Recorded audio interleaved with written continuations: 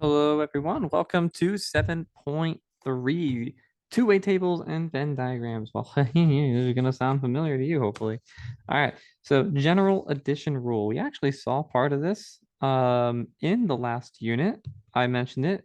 We would probably see it a lot more here. And, well, I was right because, well, I plan ahead. You know what I mean? So general addition rule. Probability of A or B is the probability of A plus the probability of B, but hold on, minus the probability of A and B. Ooh, fancy, fancy. Yeah, we saw this formula before. It's mostly going to be a thing that we use here in this unit. But yeah, we did preview it before when we were looking at Venn diagrams. Speaking of Venn diagrams, Venn diagram consists of one or more circles. You guys already know this. Uh, one or more circles surrounded by a rectangle.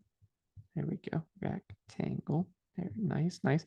Each circle represents an event. The region inside the rectangle represents the sample space of the chance process. Sample space of the chance process. Nice. Okay, moving on. We know what Venn diagram is. Intersection, the event A and B. Right, remember we mentioned this as A and B before. It consists of all outcomes that are common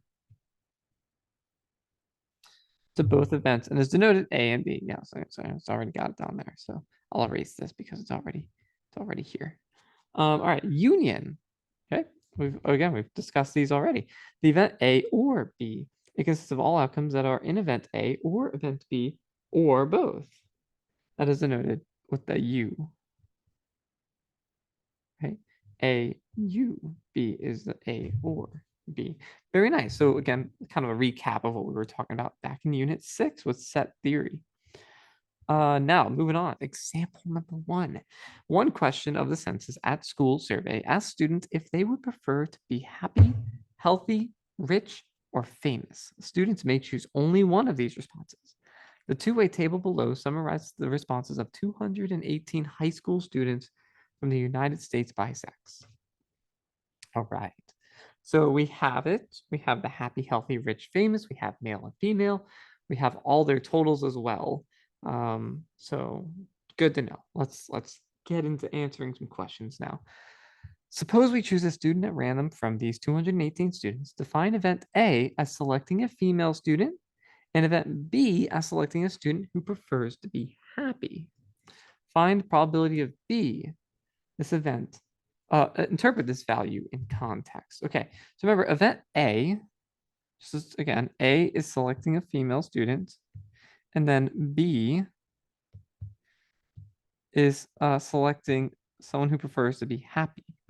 Okay, so event B, the probability of event B, probability of selecting somebody who prefers to be happy. Well, if we look at this, there are a total of 136, right? 136 people that are happy out of 218. So we would have, what did I just say? 136 out of 218. 136 out of 218, which, you know, is about 0.624, roughly 62%.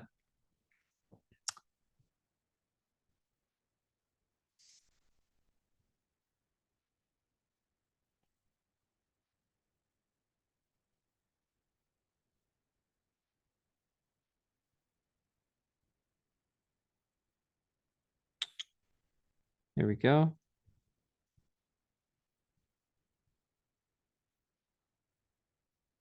Nice. I like it. I guess it's not who is happy, it's who prefers to be happy.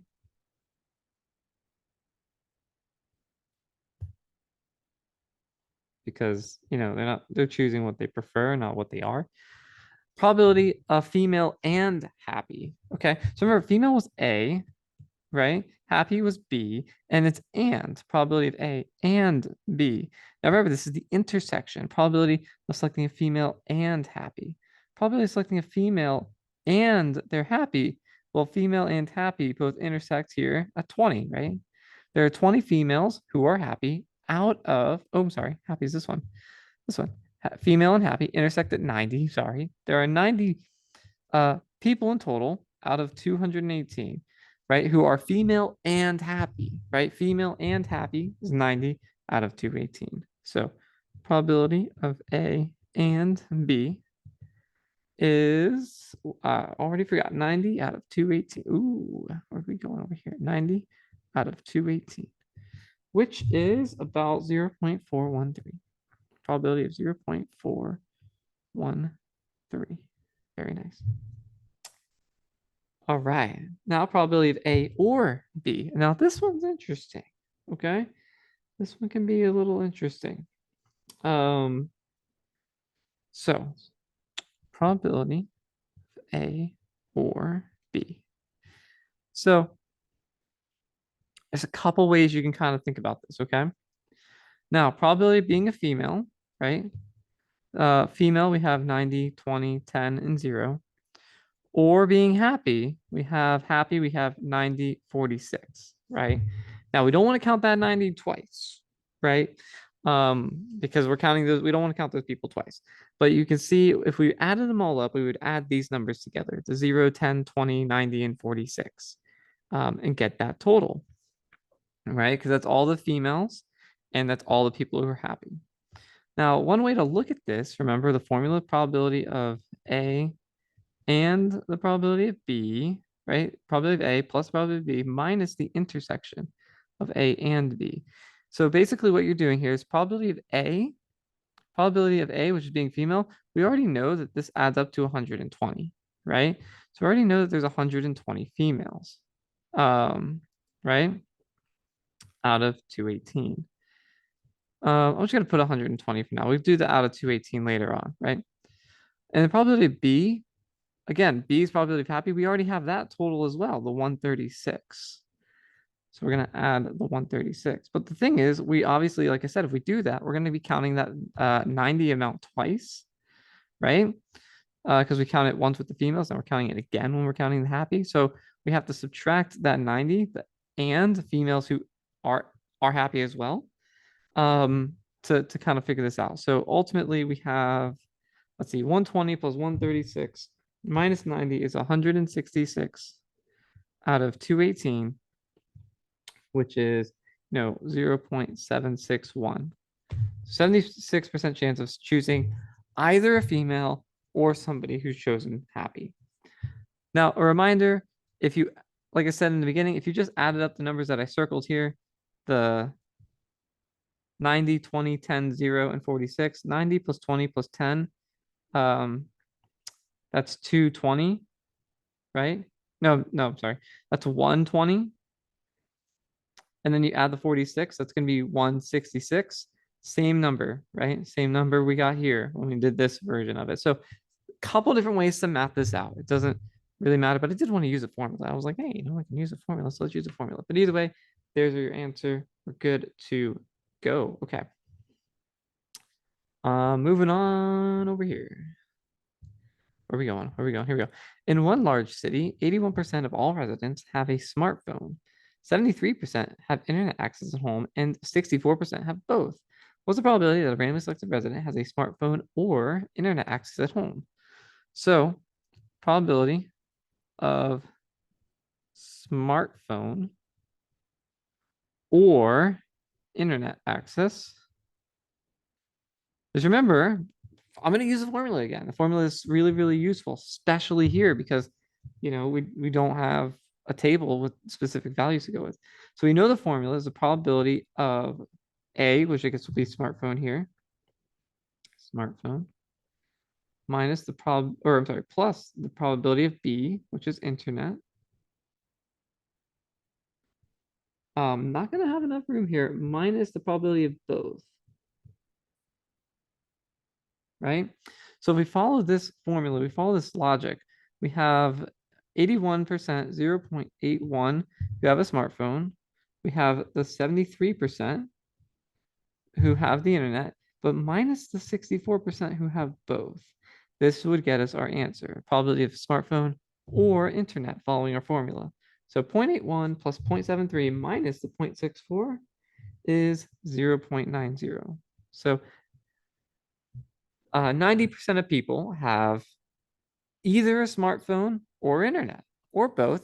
They have one of these, right? 90% of people have one of these, which means, by the way, if you were thinking about it, that means 10% of people have neither. That's what it means. There's 10% of people don't have either of these, but 90% of people have at least one of these things. That's what we're saying. All right. Next example.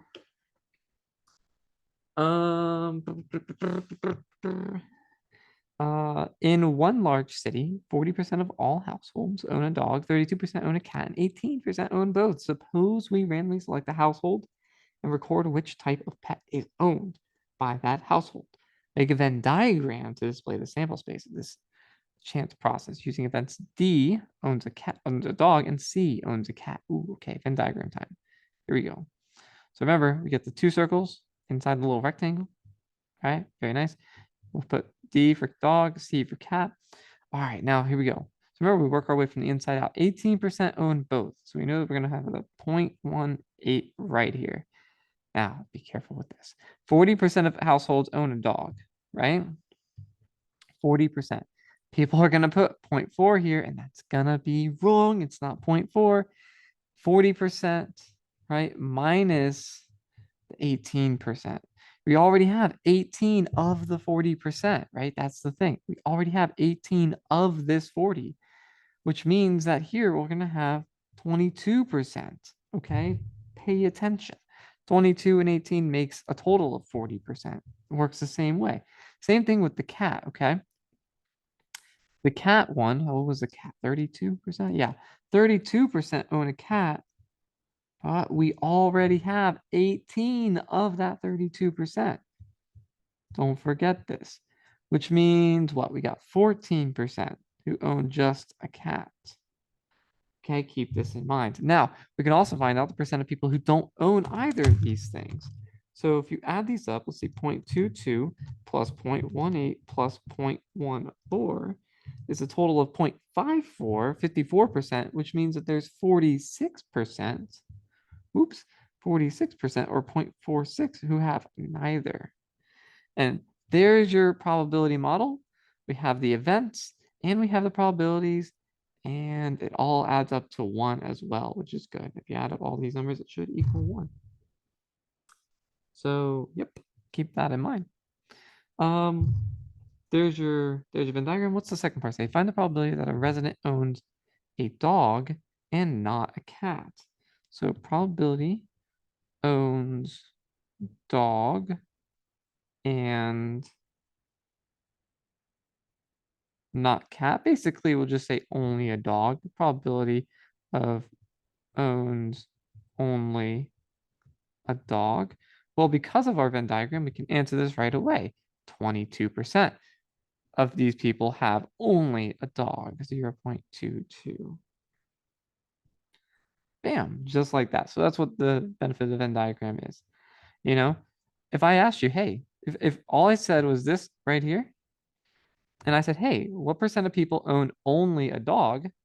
How many of you would have said 40, right? Thinking, oh, 40% of households own a dog. But it's not only a dog. 40% own a dog, but 22% of them own only a dog. Remember, 18% of them will own a dog and a cat.